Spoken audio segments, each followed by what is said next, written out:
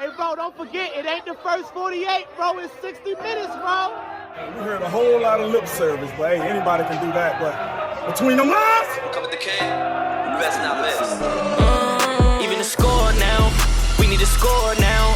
Back on that wall, when you hear that call, you know it's going down. We play from beginning to ending, you know how we finish. Turn at the bank, gotta handle our business. We need the ball, so it's time to go get it. Play with your heart when you hit, make like, who you with? You know I'm with. You come to the bank and get out of line, we sending a blitz. Say who you with? You know I'm with. That purple and black, and when we attack, you know what it is. You're now locked into Zone 32. Ladies and gentlemen, welcome back to another episode of the Zone 32 podcast. Episode 97, the Arthur Jones episode. We got out of court. Yeah, Brent Urban too, that's true. But although he's Canadian, I don't know. I don't fuck with Canada. But he's like 8 feet tall. I don't want to piss that guy off. That's fair, but Canada, he's man. He's definitely taking me in hand-to-hand combat. I'm not interested in pissing that guy off. I agree with that, but still, they give you a piece of ham and call it Canadian bacon. That's just fucked off. So that's fair, but he's free of all Canadian slander. There you go. But either way, Arthur Jones one time gave me sideline passes to a Ravens game, so I can go with that. There you go. Yeah, this is the two of them, Arthur Jones and Brent Urban. This is the 97 episode, and like I said, we have a quartet tonight. My name is Jake. His name is Drew. His name is Will, and as a returning guest, his name is Lil Key. Say what's up to the people. Should we put a bolo out on Trippy? This is typical behavior from Grant. I'm slightly concerned for Trippy though. Yeah, I would. That man. Dude, he's been on every episode since he's joined full time. Yeah, Mike Macdonald leaving is done bad. Got him down bad. Yep, got him down bad. That's fair. But yeah, speaking of Swagger Jackers, the rest of the NFL decided they wanted a piece of the Ravens defense. So we lost 3 assistants to other teams, and 1 assistant got a promotion. But big Mike Macdonald committed a blasphemous act by telling Trippy, "I'm going to stay in Baltimore" after the AFC Championship loss. And he straight up went up to the Pacific Northwest to go coach the Seahawks. Walk over all the heroin heads out there, listen to Nirvana, Alice in Chains, wherever the fuck else out there. There's nothing to do out in Seattle. It rains and there's heroin. That's what you got in that fucking city. Just fucking dirty ass hippies drinking coffee. There's a fish. There's a fish market. There's a fish market. It's not good fish, but it's a fish market and a fucking space needle. But so he's out there. And then the Dolphins, Flipper, those motherfuckers, they hired the defensive line coach Anthony Weaver to be their new defensive coordinator. The Tennessee Titans hired Denard Wilson to be their new defensive coordinator. And I'm forgetting. No, those are the 3 that are gone. And as a promotion, because he did have a job offer from the Green Bay Packers, but he turned it down to become our new defensive coordinator. His name is Zach Orr. And that's a hell of a comeback story if you really think about it. He's 3 years in the league, find out about his congenital spine issue, missing the vertebrae in the back of his neck to where he can never play again, to go from ending his career to becoming a DC and eventually a head coach. Definitely a minor setback for a major comeback. So Drew, because you were the one who called it too in our last episode, when we started talking about potential DCs, give me your thoughts. You were right. I'm happy with the Orr hire. Weaver was going to leave if we didn't give him the defensive coordinator job, so him going to Miami makes sense. I had kind of made peace with Mike leaving too. Not really thrilled that he's not, in the Ravens organization anymore, but it is what it is. We really have like 3 assistants, I would say, that you kind of have to protect at all costs, and it's Chuck Smith, Zach Orr, and T. Martin. And so far we've done that. So you don't really have a ton of complaints. And I would put Todd Monken on that list too, but I don't think he's going anywhere. I don't think that he was looking for, one stop in the NFL and then getting a head coaching job on his own. He seems like the kind of guy that's more, he'll be here for the long haul. So it sucks losing Mike Macdonald. I feel like it was a good spot for Harbaugh to step away and join the front office and Mike to take over as a head coach, but didn't happen that way. So we're kind of stuck with what we have, for lack of a better term. And I think Zach Orr was the right call. Players seem to love him. Again, played for the Ravens as, pretty young. Probably has some newer ideas. I'm kind of curious to see what he does with the defense, how he kind of, takes what McDonald's done and I don't know, changes it up, see what kind of guys we have, see what different things he brings to the table. It sucks losing a guy like Mike Macdonald, but I guess the timing just didn't work out. And, you got the fire Harbaugh people all riled up online, but it's tough to fire Harbaugh in that situation. I don't know if you can actually really get rid of him. Like, he's got to have some, I don't know, dirt on Biscotti.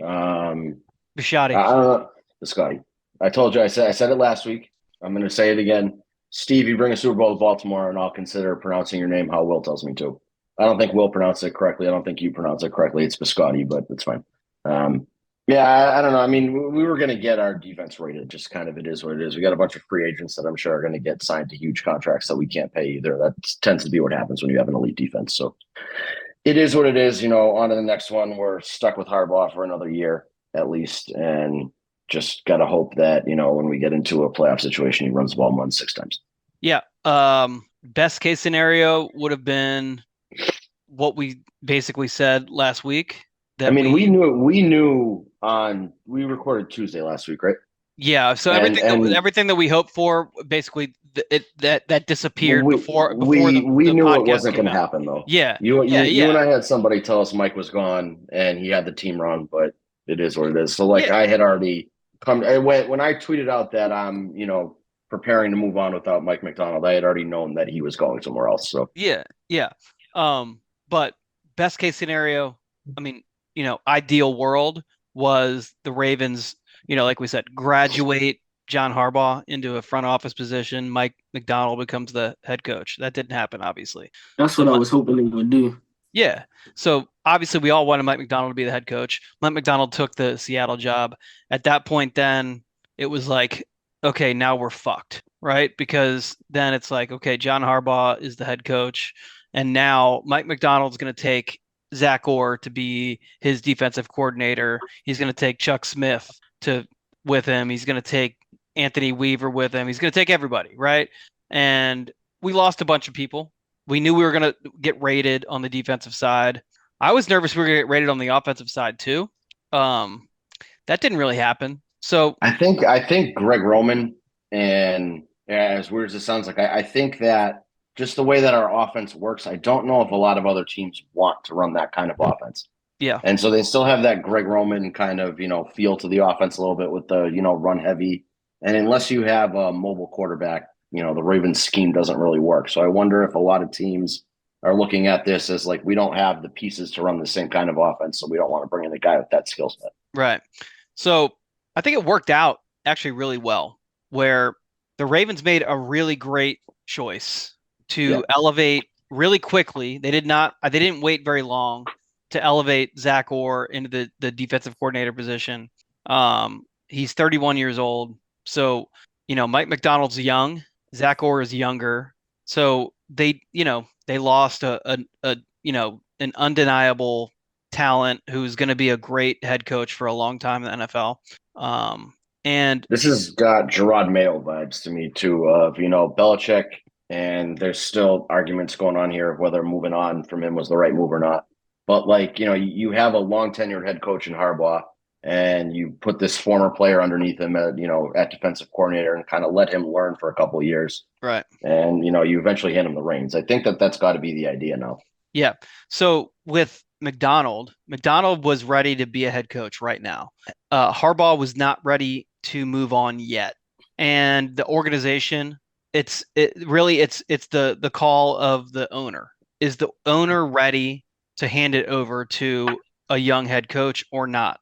So, it's a guy making a $1 billion decision. And, we're fans. We're not in a position to judge a guy making a decision like that. We can all armchair quarterback it, but end of the bar quarterback. Exactly right. So I respect Steve Biscotti and his choice here. I would have loved to see Mike Macdonald be the head coach. At the same time, I do respect the decision made. I did like the idea of bringing Jerry Rosburg in. I think Twitter made that not happen. is my guess. Yeah. We roasted that. Now the thing is, I think maybe it was nobody really roasted. Yeah, nobody was roasting it. They were just asking the very valid question of what the fuck would Harbaugh do on game day? Harbaugh be doing? That's like his coach job is the game, man. Yeah, no. It's like so we weren't saying like it's a bad move. We were saying we were kind of just making fun of like the fact that like, all right, John. You're basically firing John Harbaugh, but agreeing to pay him $12 million a year and give him sideline passes every game. And we were actually saying this is really smart. I think. Yeah. Right. That was the. If Harbaugh, you want Harbaugh in the organization for what he does on Monday through Saturday, at a bare minimum. And so if your way of keeping him was telling him that, yeah, John, you can be the head coach, and he would be like, Paterno in the later years at Penn State is the one that kind of sticks out to me he wasn't coaching those fucking teams. He was 103 years old and, like shitting his pants at halftime, but like literally like running across not halftime. Yeah. Middle of the game, but during the game. Yeah, so like if you're keeping it, or Boeheim like was like that at the end of his time at Syracuse too. Yeah. Like there are teams that hold on to these mascot figurehead head coaches that if that's how you wanted to treat John Harbaugh and you wanted to really take away anything that you thought he could fuck up on game day, I was on board with that. The Ravens clearly took the Twitter reaction to that as fucking roasting them, or Jerry Rosberg saw it and was like, hey, why the fuck aren't you paying me $12 million a year?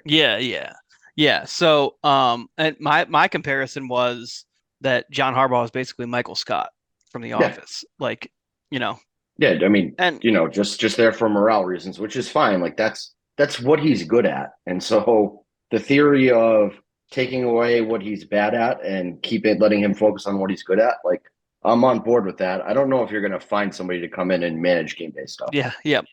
John Harbaugh. Would I like my employees to fear me or love me? I would like them to be scared of how much they love me. That's it. Right. That's fine. Like I have no issues with him wanting to do that, or with the Ravens saying like, hey, moron, you can't manage the game anymore. Like it's, we've had too many of these, bright light situations where we just fuck up.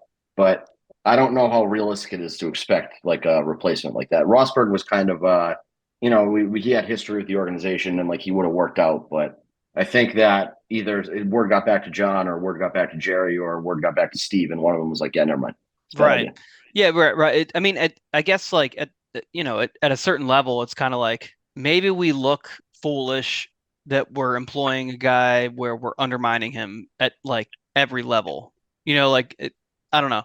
Maybe that's the takeaway from it at like when it gets all the way up to the highest level of decision making. Like, why are we employing so many people to make these decisions that the head coach is supposed to make? But also then they also have to think about, okay, fine, that's fair, but why are you considering hiring these people to make those decisions? Because the answer is because the guy who's supposed to be making those decisions is so bad at them. So now the good news is there's no fucking way that Harbaugh is getting an extension. So his current contract runs through 2025. So he has 2 more years left. So Zach Orr is the defensive coordinator. Every single person who has talked about him, even before he was elevated to the defensive coordinator position, has talked about how he is a future head coach in the NFL. So he is very clearly at this point, I think, the head coach in waiting for the Ravens. So I think so. And I think it stands to reason that with 2 years as a defensive coordinator on this team, with this much time in the organization, that he would be the guy who John Harbaugh plays out his last 2 years on this contract. At that point, he'll be, so right now he's 61. He'll be 62 during his 2024 season, 63 during his 2025 season. So he'll be, going on 64 years old. So, I mean, that's not old, not young, but like that's a long career. And he can transition into a front office role. I think that's a good kind of like transition point. And at that point, Zach Orr will be going on age 34. That's just a great, baton handoff point to me. Well, and worst comes to worst, like you extend him a couple of years if you don't think Zach Orr is ready. I mean, it just seems to be set up that Zach Orr is your next guy.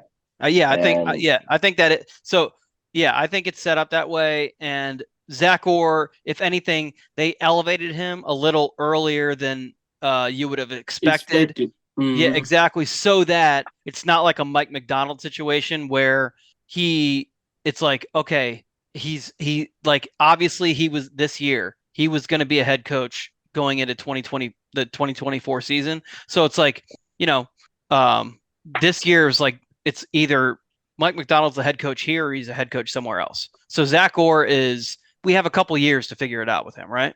I mean, we could say that we have a couple years to figure that out, but let's just say he comes in here, well, he's already here. Let's just say he's a successful defensive coordinator. Then you're going to run into that same problem as to people wanting to hire him as a head coach. But I think we can pivot right to it then. I think that we can make that decision quick. I think we can do it because we can't let another one walk out the door. That's what I'm saying. Right. So we've seen it happen one time, but we're at the point with John Harbaugh where, like I said, so we're because we have him on a short contract at this point, right? We haven't extended him. Right now we're going into basically the end of a contract. We haven't extended him, and there's no talk of extending him. If we go into this year and the defense comes out and we don't miss a beat, and that defense picks up right where it left off, then you talk about, okay. Hey, Zach, we're gonna go into year 2 of you as the defensive coordinator. You replicate that again next year, John. Hey, there's no extension. This is the end of your contract, and Zach is the head coach. That's it. I honestly think the defense is gonna, not miss a beat. I think they're gonna pretty much look the same, especially with Zach Orr being under Mike. I'm pretty sure he's learned a lot of things from him, seen a lot of things. So I really think I don't think the defense should change as much. The only place I think will change is where we're losing players. Yeah, are you going to get and I hope Clowney stays. I hope a lot of these guys stay. Realistically, we're not going to be able to keep everybody. Are you going to get the performance you got out of a Ronald Darby, who you signed the week before the season started next year when you try to sign some depth guy? Well, I don't know. We have drunk Dan Campbell now as our defensive backs coach. Yeah, he's a Michigan guy, so watch your fucking mouth. But I look. He came in 2021. Defense took a huge step forward in 2021. So he legitimately looks like you want to talk about. John Harbaugh said, "End of the bar." That guy looks like he legitimately lives and sleeps at the end of the bar. That's good. Fucking man of the people. I mean, brick by brick. That guy. When I saw that picture, I was like, is that Dan Campbell? And did he just wake up in his car and do a Zoom? So, I'd love to go get drinks with him. Just saying, he looks like a guy we could hang out with at a bar. So, have you ever heard of that guy? Yeah. I've watched way too much Michigan football. You know this. He's not because he was originally rumored in that whole Stallion shit that he was somehow involved. Why is an old white guy coaching the defensive backs? Well, so he was a football analyst at Michigan. Okay. He was just like a defensive analyst. I think he's got some tie to the Harbaugh family, is my guess. As most of our hires do, that just seems to be the way that they do business in that family. It's just a weird replacement for Denard Wilson. Well, maybe we're going to draft Cooper DeJean in the first round, and then so you need a fellow white guy to coach him. I don't really know. Oh yeah, so he can relate to him. Yeah, it's just hey, I'm also All right, you guys talk amongst yourselves for 2 seconds here. Something weird's going on here in the other room. One, two. Will lie to us as usual. Yeah, I also think to an extent positional coaches are overrated. I'm not I don't really care that we lost Anthony Weaver. I don't really care that we lost our defensive backs coach. It's not. I don't think that kills you as badly as losing Mike Macdonald. That was the big loss. Where did Denard Wilson go? He went to the Titans. Oh, is that DC, right? Yeah. Yep. And that's the thing is if you were going to protect Denard Wilson, Anthony Weaver, or Zach Orr, I think you hold on to Zach Orr out of those three because he's the young guy. He's got the potential. He's been here as, his whole playing career and now his whole coaching career. So he's very well adjusted to the culture, knows kind of what we're looking for culturally, has seen what works and what doesn't. He was part of some bad teams. He was part of some good teams. He was here in 2019 and, last year. So he saw how things work when we win. And he was also here in, 21 and 22 when shit fell apart when Lamar got hurt. So like, out of those guys, I think he's the one you keep. And Anthony Weaver has left us and come back before. Like, it's not like and we haven't really seen like a drop off in the defensive line or anything like that. So like we know that you can withstand losing him. And defensive back wise, I don't know. I mean, how much do you credit Denard Wilson for like Marcus Williams or Kyle Hamilton or Marlon Humphrey? Like, those are just legitimately good players that I'm not sure a positional coach really matters too much. Right. So like, it sucks watching our guys go elsewhere and getting promoted, but there's only one defensive coordinator on the Ravens. You know what I mean? It's not like we can hire 3 defensive coordinators. You can't make everybody happy. So you're going to lose guys eventually. And I think that the Ravens made the right choices that they saw, again, you let the young wonder kid and Macdonald leave. So you got to protect the next one. I also think that in 2 years, you could see Mike Macdonald back here as our head coach too. Like NFL coaches got short leashes. You never know. Yeah, that's if only if he isn't successful in Seattle, which I think he's going to be, because they have that's a good team. They are a solid team. That I don't think they're going to win much with Geno Smith. He's fine. He's not like there's nothing wrong with Geno Smith. I just don't think he's that quarterback to take you to the next level. I honestly I think everybody knows that, including the front office and the fan base. I think they'll be probably going for a quarterback in this draft. Yeah, and so if they go grab like I don't know, Michael Penix or somebody. Yep. Yeah, Michael Penix or maybe Bo Nix, like I don't know, one of those kids that's like a later first round guy, and let him sit for a year, and maybe he's their QB of the future. But I think that they're kind of hamstrung with Geno Smith at the moment. But they have the wide receivers. They seem to have a pretty solid running game year in and year out.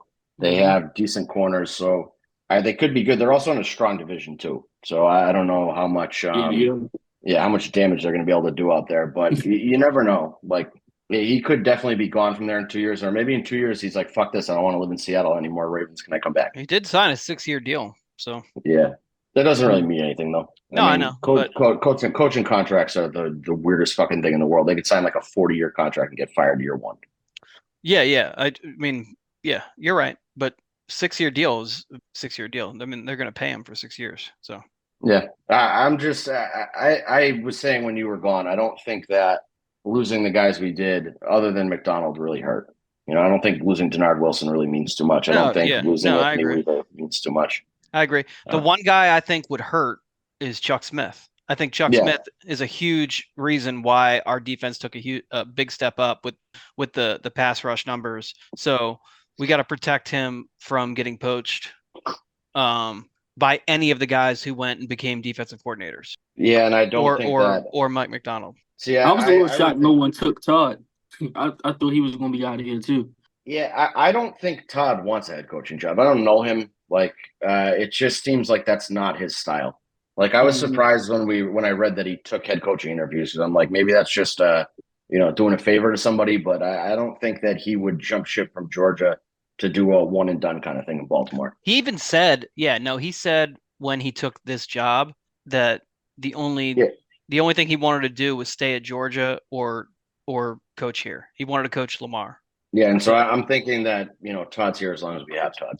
Yeah, I mean, and Grant likes to play this up that Todd is old. Todd's not old. He's 58. He's not. Maybe he's 59 by now. I don't know. But I think he's old enough too that he's not looking to jump across the country and keep moving. Yeah. He's not at the age where he wants to be in a different place every year. So he wants to be. He wants some stability, and he came to Baltimore to win. It's not like a springboard job. So he's not looking for it to be like, oh, what's my next move? So I think he wants to be here and see it through.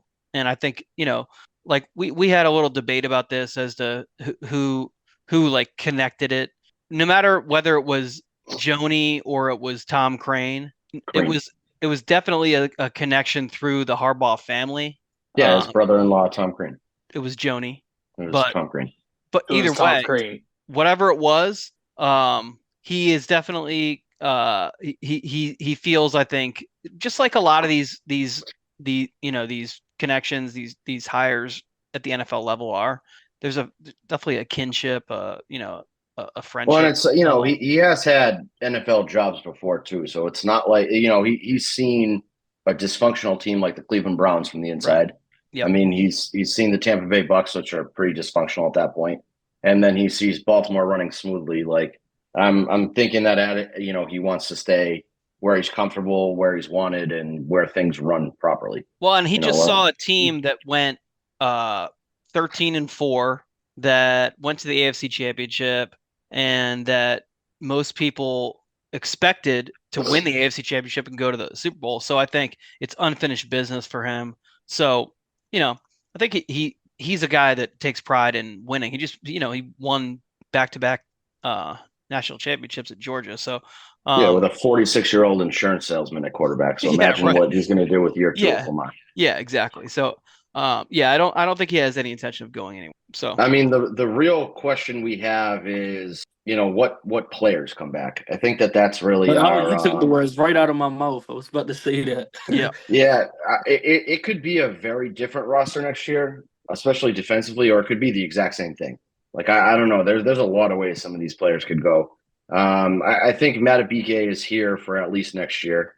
I don't think that you let him. They're going to franchise tag him, is my guess. I just can't imagine you don't franchise tag him. I think they tag him and they work really, really hard to try and extend him inside. Right, but regardless, I don't think that they're planning next year without Justin Matabike on the roster. No, yeah, he'll be here. He'll be here. Geno Stone, like a lot of Geno Stone's usefulness was that Marcus Williams got hurt and he was able to, fill in, but you're not going into next year with an injured Marcus Williams. You're expecting him to be healthy. So, you don't have Mike Macdonald anymore, so you're not going to be running 3 safeties as much, I don't think. Maybe Zach Orr picked that up and keeps that. I don't know, but you could go a lot of different ways with that defense, and I don't think you pay a third safety. I just can't imagine that. I don't know if he should get a big contract, but I do think, because we have it seems like we have a lot of problems with injuries when it comes to the defensive backs. So that would be my concern. Just, one of them going down and now we fishing for a safety. Right.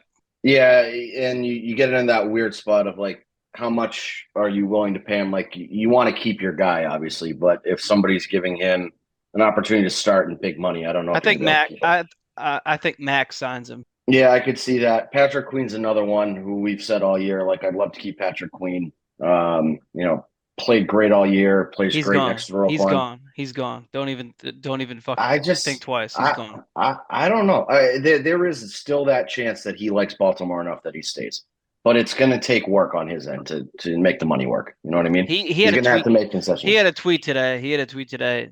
Where that was because people were shitting on him being an All-Pro.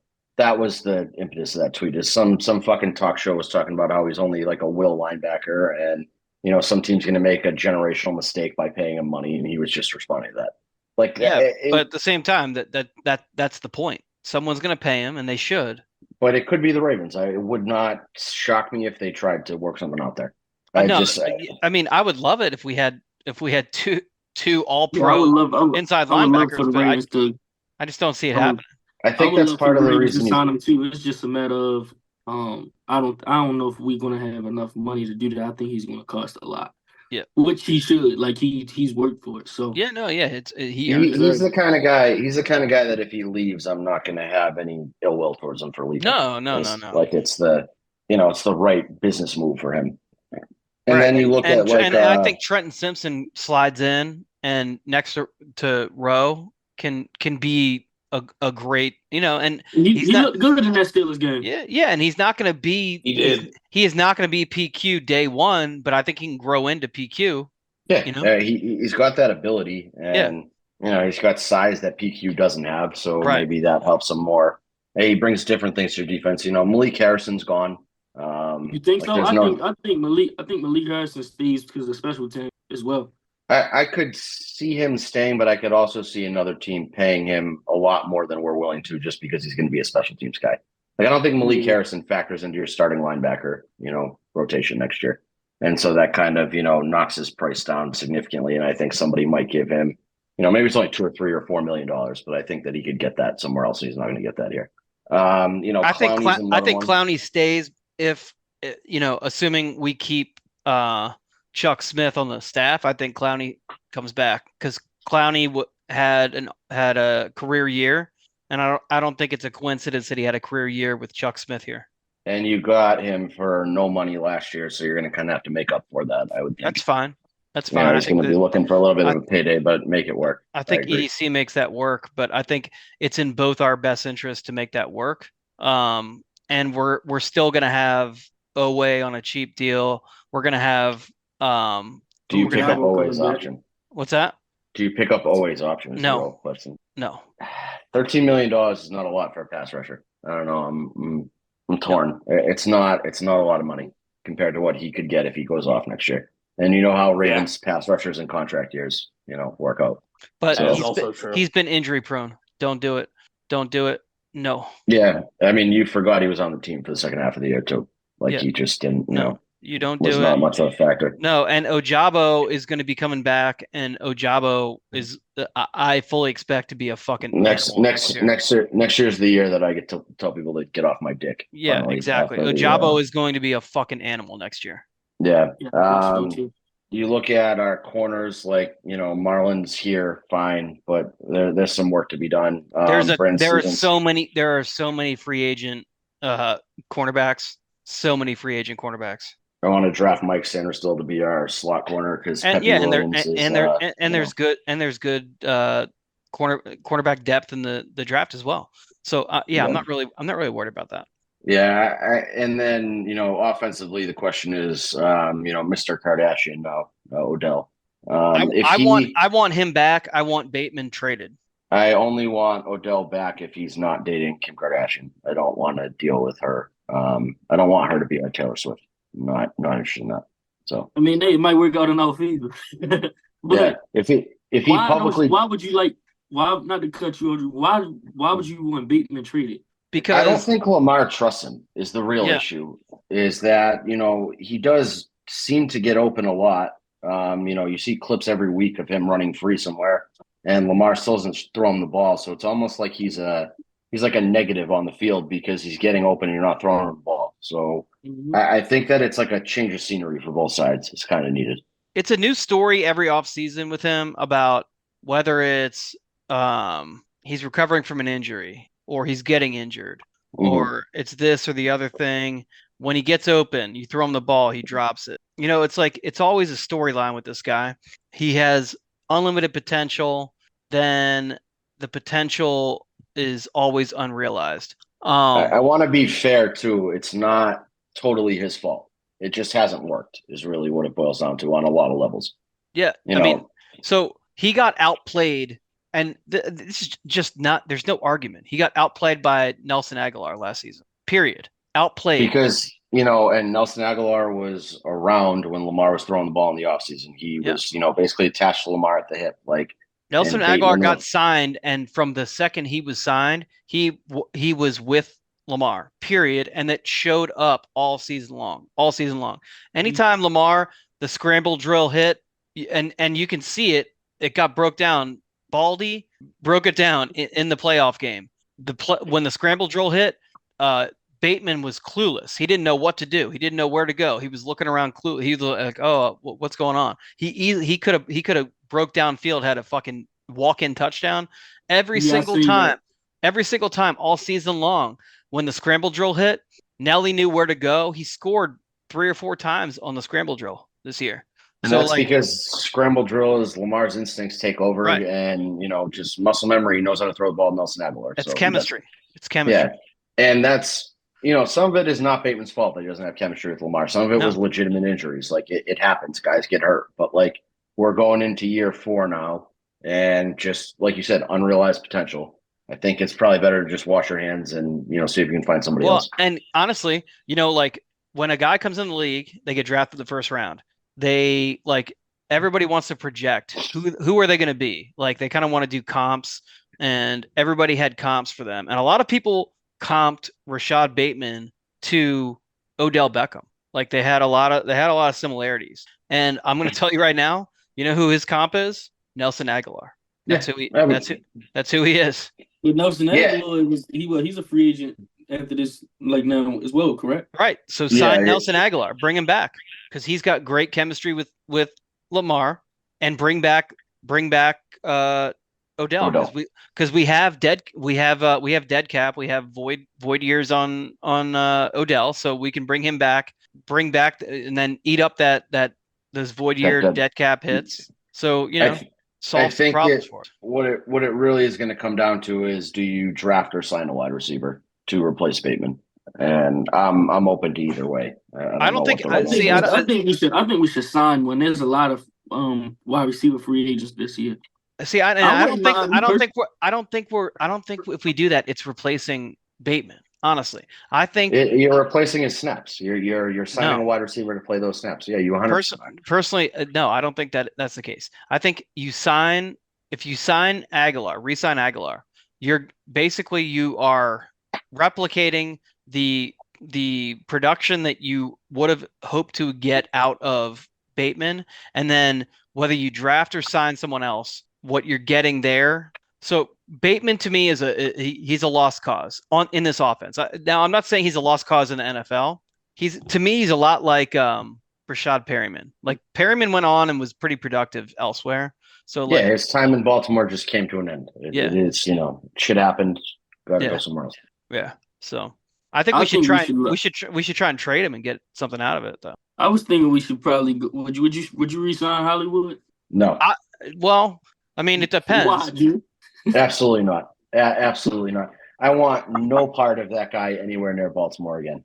I don't know, but in this group of receivers, I don't think he really fits. I mean, we need a big body guy. We need a big body guy, like a 50-50 guy, and he's not that guy, obviously. So, and he's a guy that wants a fucking wide receiver 1 target share, and he doesn't put up wide receiver 1 numbers at that.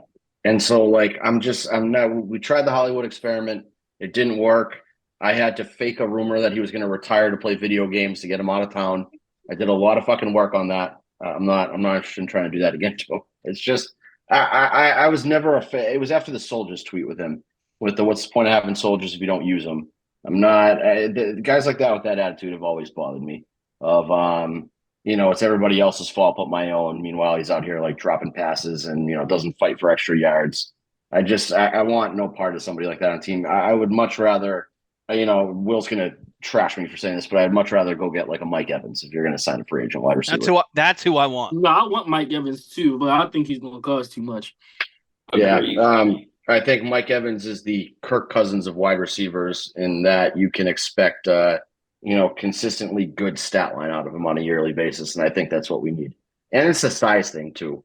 We really don't have a big body wide receiver for Lamar. He's really never had one.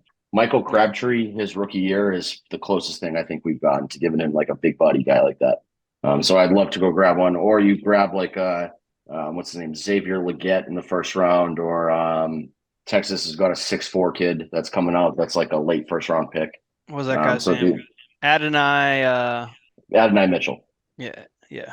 Or AJ Brown seems to not want to be in Philly anymore. That's very intriguing. I would definitely look into that. If that's real, then yeah, I want him. Oh, did you not see his interview? No, I'm like they hadn't like I'm pretty sure Howie Roseman did an interview and said like unequivocally he's not available. But well, I mean, how many times have we seen that though? I'm saying that's why I'm saying if it's real that he is available, then I want him. But if that interview if what is being said in the interview is accurate, then okay, in an ideal world, you give Rashad Bateman and picks to Philly, and you take AJ Brown back. Like that would be. Yeah, I just can't imagine they're going to take Rashad Bateman and then they're going to have their receivers are Rashad Bateman and Devontae Smith. That's like the same body type, basically. I mean, your quarterback runs the ball, for 1-yard touchdowns every time anyway. So I get that, but like I would love to have Devontae Smith, but you need on the other side, you need someone with some fucking beef. That's Howie Roseman's problem to solve. Our problem is getting AJ Brown in Baltimore. Getting the right Brown from the 2019 draft is really the goal. We should have just taken him in the first fucking place. Yeah. Yeah. You're preaching to the choir there. And then offensively, you look at running back. We're linked to a lot of free agent running backs. My stance on this. I want Blake Corum. But you know who I want? You want Saquon. Well, no, if we're going to draft one. Well, if we're going to draft one, you want that loser from Notre Dame. He's not a loser. He's really good. He's a fucking loser. We've had one good Notre Dame player in Baltimore. Enough Notre Dame. I like Blake Corum too, but I mean, he fills that Gus role very well of a guy that excels in short yardage situations and will get you across the goal line every time. And then you have Keaton Mitchell coming back. And if you're looking at free agents, I mean, Saquon is the obvious, number one running back on the market right now. I think that financially he doesn't make sense. I would still love to sign him. And I think it's the same thing with Derrick Henry too. Is like, again, another Josh Jacobs too. Josh Jacobs, yeah, those are three guys that are kind of like, big money, big price tag. They'd also probably be worth every penny that we got here. But I don't know if it just makes sense, like team construction wise, team roster construction wise, or salary cap wise. Then you look at like a DeAndre Swift or a Zach Moss as like a lower end guy that you could sign. And then you really got to just be clear. Just be clear. Audric Estime fills the Gus Edwards role better than Blake Corum. How many more nerds from Notre Dame do you want to draft that don't work before we just move on from that school? Well, I'm just saying, if we're filling roles, Blake Corum had 22 touchdowns in 21 games, and they were mostly within 5 yards, which is what Gus Edwards did for us last year. Okay. So we're talking about filling the Gus Edwards void. Like, that is the Gus Edwards void. That's what Gus Edwards did. Estime is more of a explosive guy than Corum is, but we have Keaton Mitchell for that. I'm not too concerned about filling that speed explosive role. And then obviously our guard position is like something we got to look at. I don't know. Do you bring Zeitler back? I'd like to. Who's your left guard? It's not John Simpson. What do you do at left tackle? Do you take somebody in the first round? Do you try to sign somebody? This is a right tackle heavy draft, apparently, according to offensive line nerds on the internet. So I don't really know what we do there. I think we've seen the last of Ronnie Stanley. Harbaugh's press conference on that was pretty telling with the way that he addressed Ronnie Stanley, and it's a big offseason for him. I don't think we have him here next year. Again, another failed experiment. Like, it is what it is. Oh, you don't think who would be here? Ronnie Stanley. I think he's gone. Mm. Yeah, Harbaugh is typically like very much talking about, this guy factors into our plans big time next year, and there was none of that with Ronnie Stanley. So you think traded, cut? I don't know how we'd get rid of him. He's got a huge cap hit next year. It's like $26 million, and we're not going to get $26 million for production out of him. So you cut your losses at that point. It's TJ Watt's fault that Ronnie Stanley is not our cornerstone left tackle right now. Nobody could have prepared for TJ Watt to be dirty like that and roll up on his ankle and fuck up his whole career. But like, we can't keep paying that guy and have him play 9 games a year and get his ass kicked for 5 of them. Yeah.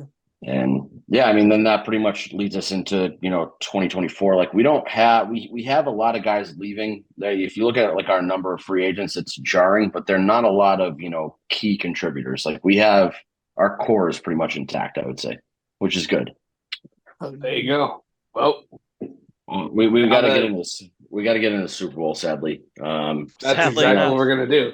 We are now going to pivot because the name Zone 32. It is a Ravens-centric podcast, but we do dabble just a hair on the other 31 teams in the league. And this weekend in Vegas is Super Bowl Sunday, and Marlon's there as a fan, but the Ravens aren't playing. It's the Chiefs and the Niners, which the insufferability factor between both those fan bases is at all-time highs. But nonetheless, let's go with it.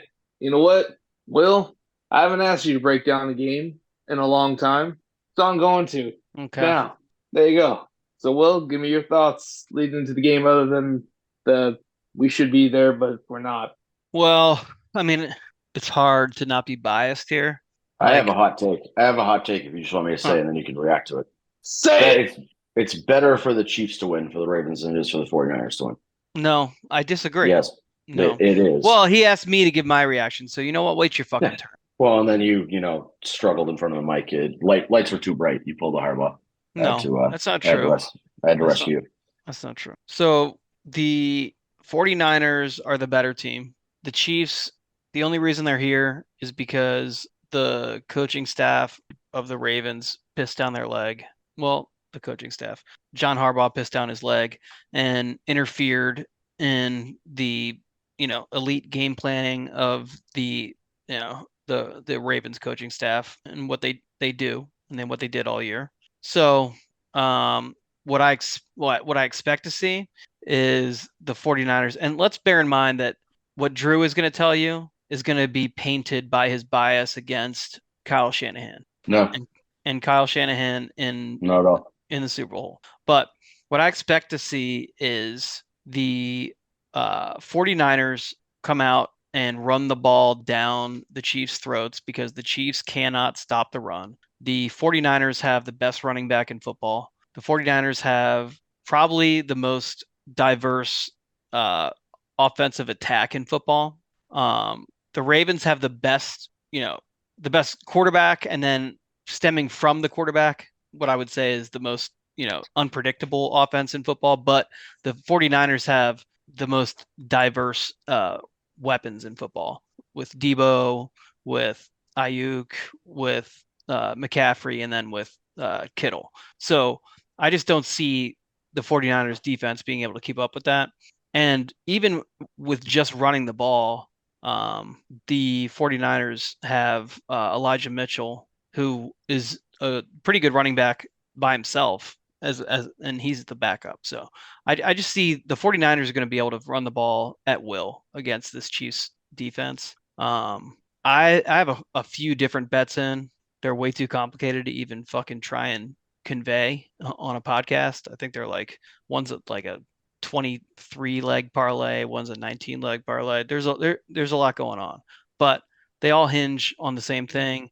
The 49ers are going to impose their will offensively. So let me say this, because you said the Chiefs are only there because of how our coaching staff folded. But watching the NFL playoffs, if we've been completely honest, the Niners shouldn't be there either, because both games they should have lost to one of the two NFC North teams. Packers, or none. Packers, the Packers game, they should have lost that game.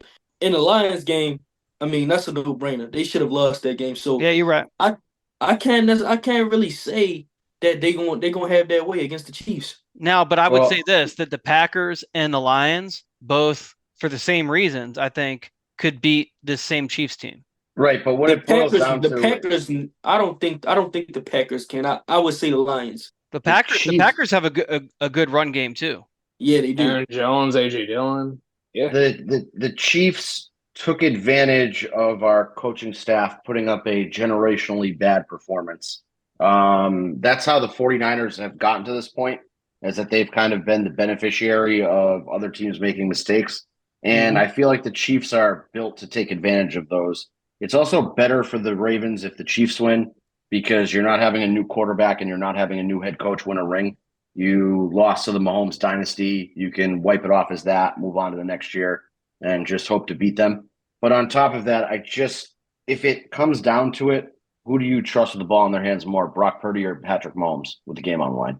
It's Patrick Mahomes in a I don't think it's coming down to that. And look at what happened to Brock Purdy the last time that he, played a smart defense that, kind of put him in a box. I mean, you're telling me that the Chiefs don't have the secondary to lock down their weapons, or not even lock down their weapons, but make Purdy make dumb throws again? Yeah, so I don't think him look like a middle schooler on national TV. I think this game is going to be one way or the other. I could be reading it the wrong way, and it could be it could be flipped the complete opposite direction. But I think it's going to be it's not going to be close. It's going to be one team is going to win by multiple scores, or the other is. It's not going to be come down to one quarterback having a win at the end. That's Chiefs are going to win by 13 points. I think it's going to be similar to how our game was. I think that Mahomes is going to pretty much be able to do his thing, but the 49ers have a great defense as well. So I think they're going to be able to pretty much tame it to where, like how how our defense did. They kind of like tame Mahomes the second half. And I think that's going to be the same thing, and it's going to be put on the 49ers offense to make plays and put up points. Because if we would have put up points, we would have beat the Chiefs easily. Well, you saw what happened when Purdy was put in that position against a good defense, try to put up points. He turned the ball over time. Well, but here's the thing, Drew. Here's the thing. You're putting that in the same. You're logically thinking about that as though our coaching staff is calling the plays. You're putting the ball in the hands of Brock Purdy. Put the ball in the hands of Christian McCaffrey now. McCaffrey ran for 100 yards against us. Here's your problem, though.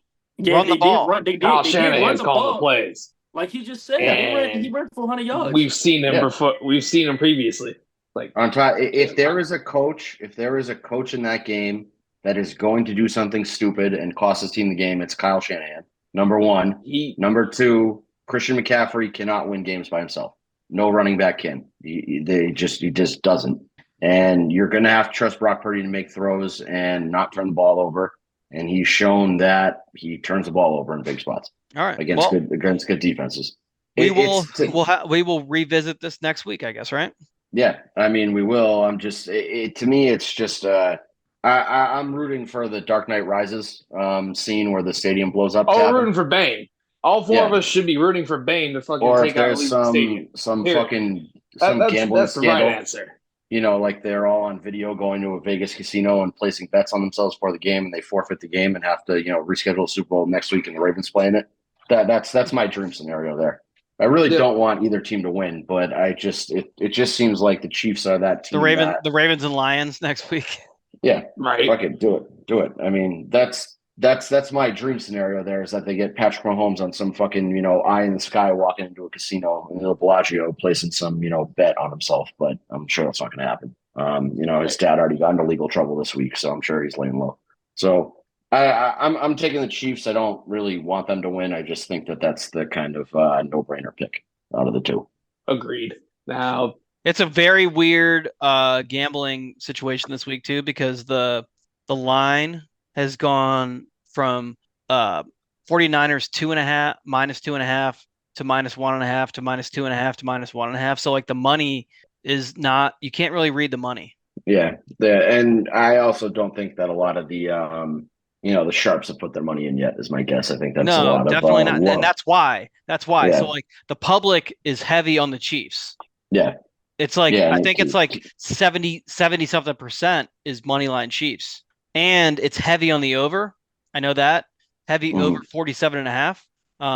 So I haven't touched the 47.5. I've done alternate over 41.5. Everything I've bet is alternate over 41.5. The ref crew, I read into this. The under is like 66% of the time in games that he's refed. So yeah, that's why I've been doing alternate over 41.5. Yeah, I just, when it really comes down to it, I don't trust Brock Purdy, and I don't trust Kyle Shanahan, and I don't know if that's I don't think they win, and I don't know if over 47.5 hits either. Like realistically, they could turn the ball over a ton, and that totally fucks that up. So that's why I'm not touching that. Yeah. That's why I'm not touching that number. 41.5 I'm okay with, because the number on that's like -250. So yeah, once I get to there, I'm okay with it. That's a pretty safe money line, or it's a pretty safe line to put on. And I would say for like props, I would be hammering anything Travis Kelce related. Yeah, anything once I get into the -200 range on anything with him, I throw it into my parlay. Yeah, I mean, I think Mahomes will throw for 200 plus yards. That's another I think I have him at hold on, let me pull it up. And then I'm sure McCaffrey 70 or 80 plus yards. I told you I wasn't going to do this, but I mean, I can give it out if you like. Go for it. It's crazy.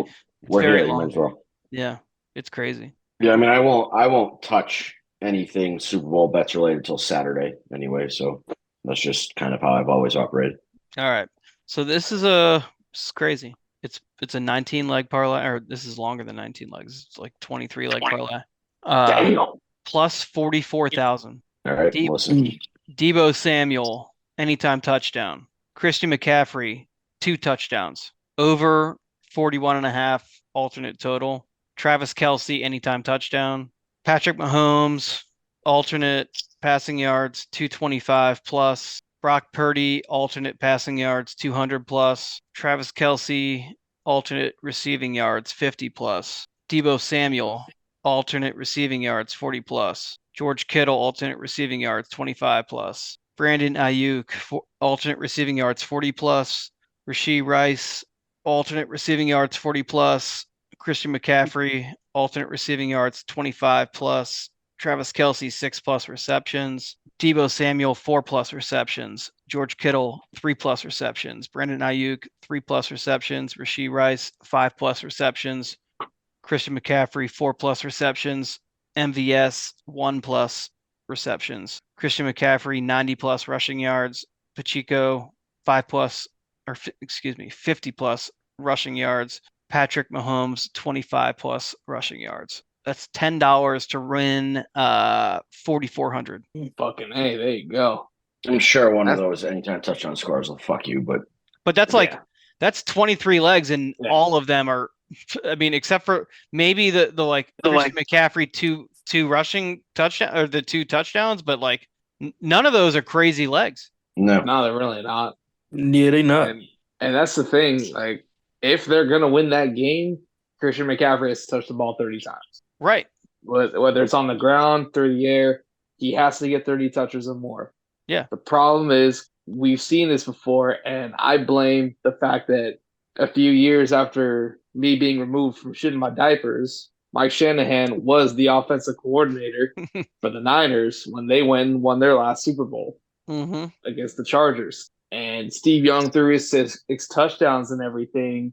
And I feel like psychologically, Kyle Shanahan is trying to show up daddy. He did that with the Falcons. He did that with the Niners. He's got daddy issues. He gets fucking cute. And he can't, again, if he doesn't get cute and Christian McCaffrey touches the ball that many times or more, they'll win. And oh shit, the man of the people fucking joined us right in the middle of my diatribe. But because we've seen what Kyle Shanahan has done in the past, he's shown you who he is. And he's going to want Brock Purdy, a.k.a. Jesus Christ, according to Sacktown Sports 1140, to be Super Bowl MVP. Why? You hate to do it, but you got to pick the Chiefs to win that fucking game. And I agree with Drew. I don't think it'll be that close. Like, the Niners get cute. I don't think their defense is as good as they were the last time they played the Chiefs, which, funny enough, same officiating crew from back then too, Bill Vinovich. But that defense back then was better than this current iteration of their defense. Though I am kind of intrigued because Charvarius Ward playing his old team, how much intel do you have schematically on the Spags defense to relay to Kyle Shanahan? And vice versa, how much do you know about Mooney Ward and how much trouble can you put him in and give him problems?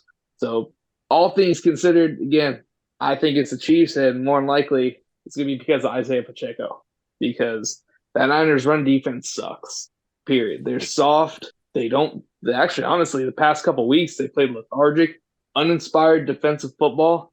And I think the Kansas City Chiefs are going to win their 3rd Super Bowl in 5 years. And fingers crossed, hopefully Wilford Brimley, a.k.a. Andy Reid, decides to retire and go back to doing diabetes commercials. That's the dream. You think if he does that, then Bieniemy gets hired to be the head coach there? Yeah. What is the new groundswell for him to have a fucking head coaching job? Like, why are we doing this again? After all those jobs got filled and he didn't get one interview. That's so fucking weird. He didn't do so well as the offensive coordinator for the Commanders. Hey, someone make him the head coach. Yeah. Make he him also the head coach. He got suckered in by the general public to, fucking go on his own and prove that he could do it without Andy Reid, and it didn't fucking work.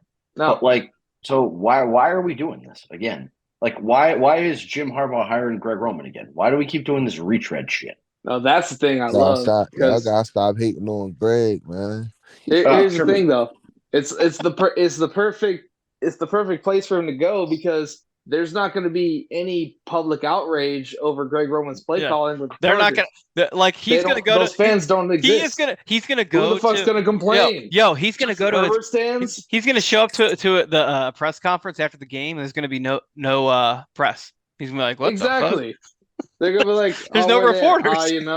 They're at the Dodgers game. They went and watched the LA Kings play hockey. You know what? They're surfing. Trippy's gonna have to move out to LA to ask Greg questions at the fucking press conference. Just straight up, man.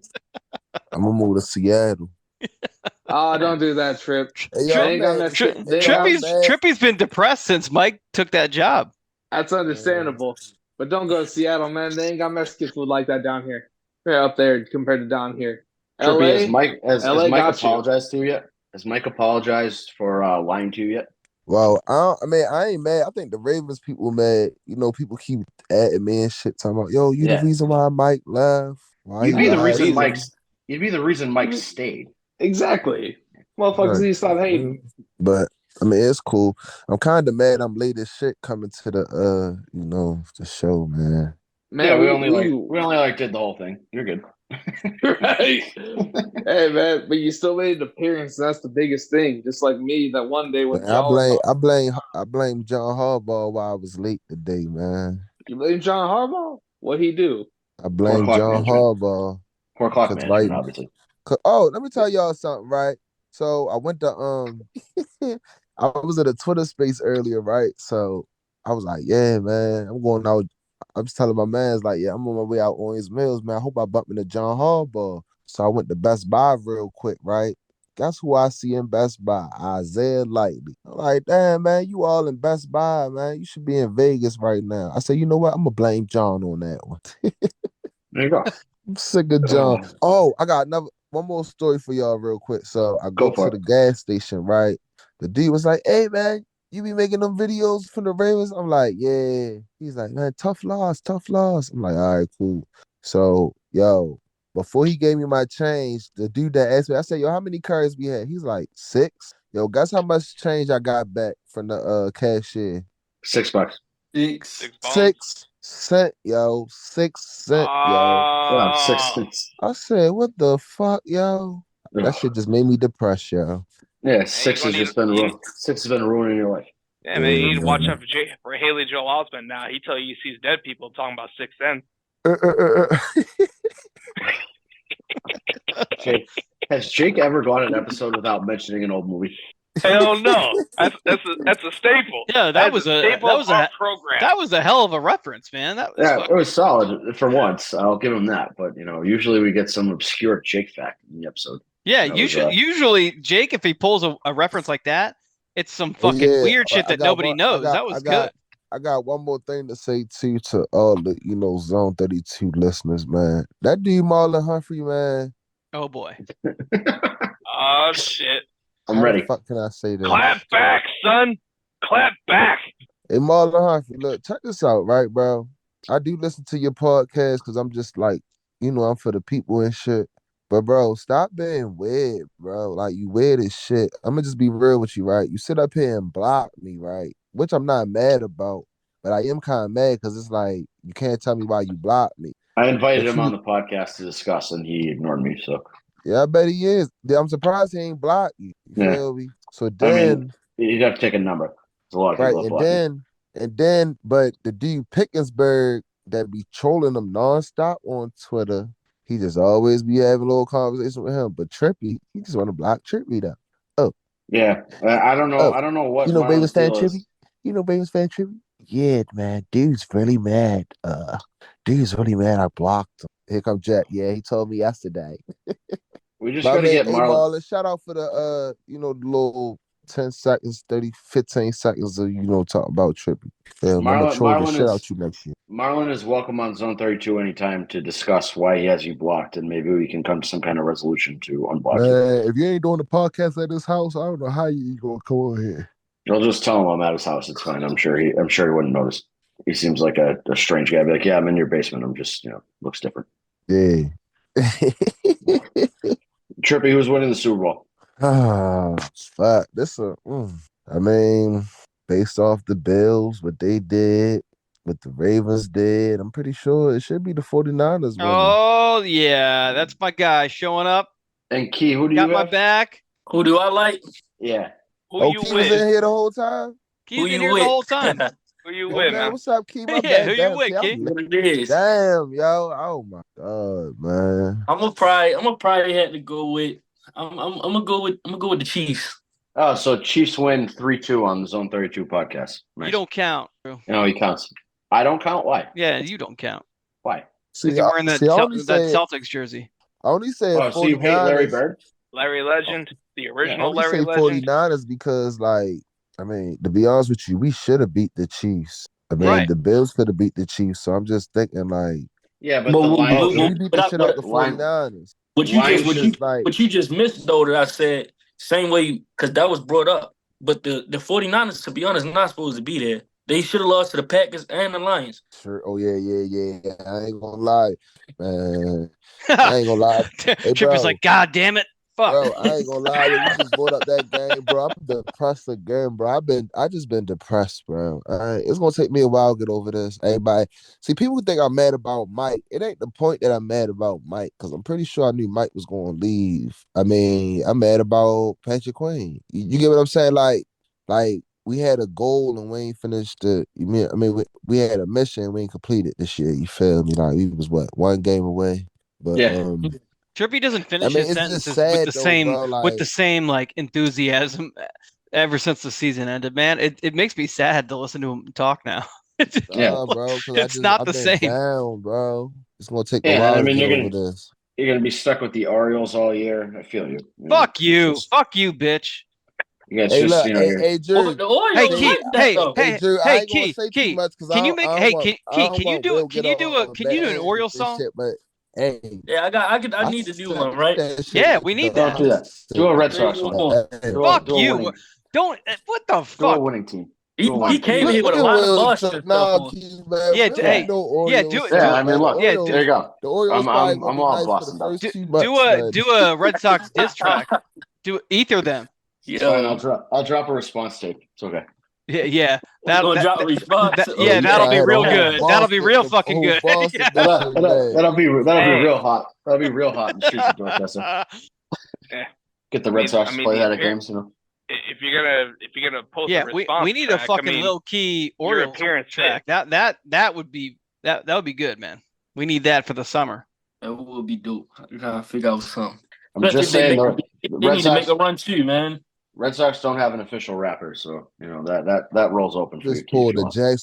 I just pulled that Sunday night Jacksonville game. Actually, man. you know what? I missed the whole fucking game. Drew, I do got a question for you because I'm unfamiliar. What rappers are from the Boston area? They're all white.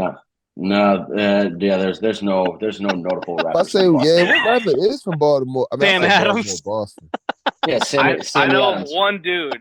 He's like Sammy Adams. Mark Wahlberg. He's like underground hipster shit. Fucking Sage Francis. He's the only one from like the New England area that I'm aware of, and he's. Yeah, I mean, I Hate College is a banger. I'm just saying, Sammy Adams had a great career. 12 years ago, or whatever the fuck that was. Yep. Yeah, the only one I know of is Sage Francis. That's it. Fucking what was the other guy? The guy who Dave Portnoy had that fucking feud with.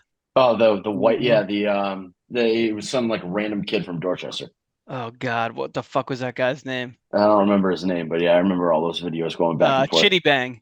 Yep. Yeah. Chitty Bang. Yeah, but we're not a artistic people here. We typically drink too much and don't really have musical talent. So there's a lot of things. Not so much for rap, but there's a hardcore metal scene in that area. Like there's a real nice one in Massachusetts. Where? Western Mass. The Acacia Okay, Strain, yeah, that's not that's like. Well, we got Dropkick. We got who else from up there? Fucking Have Heart. Like I think Slapshot might be from up there. Jake's saying Western kind of bands. Western Mass is like a whole different state. It's not the same. There you go. Dropkick's from the city. Yeah, you get Shipping Up to Boston. Tessie is fucking a terrible song. That's fine. We can talk about that. They play that after the Red Sox win. I know you guys aren't used to victory songs for the Orioles. So. Orioles Magic. You ever heard of it? No, because you guys don't win enough. Dirty Water, great song. We got a serial killer in Boston. You guys don't have any in Baltimore. It's just we got too many to fucking count. They don't have fucking nicknames around here. Smiley Face Killer. Look him up. Kills middle-aged white men and dumps them in the Charles River. I ain't coming to fucking Boston anytime soon. You said you were going to the Blink 182 concert at Fenway, so that's a lie. Not anymore. Good. I ain't trying to end up in the fucking river. That's right. If you end up in go ahead. That's gonna do it for this week's installment. We'll be back next week to discuss this, that, and the other. Previews, probably a little bit of prospect previews, the scouting combine coming up, and review whatever the hell happened in the Super Bowl. Yep, the Underwear Olympics, everything, the tank tops and shit. But meanwhile, it's time for me to die. Zone 32.